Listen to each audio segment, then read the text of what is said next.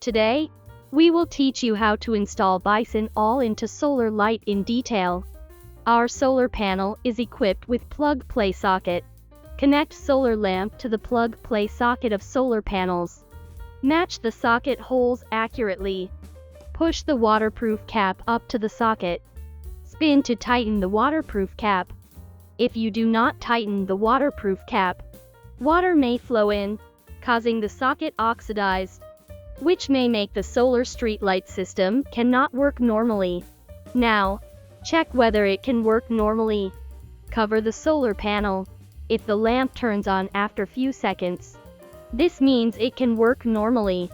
After finishing the above process, you can take it to the installation site. Solar streetlights will automatically work according to the set program. The working mode has been set before lights were sent from the factory.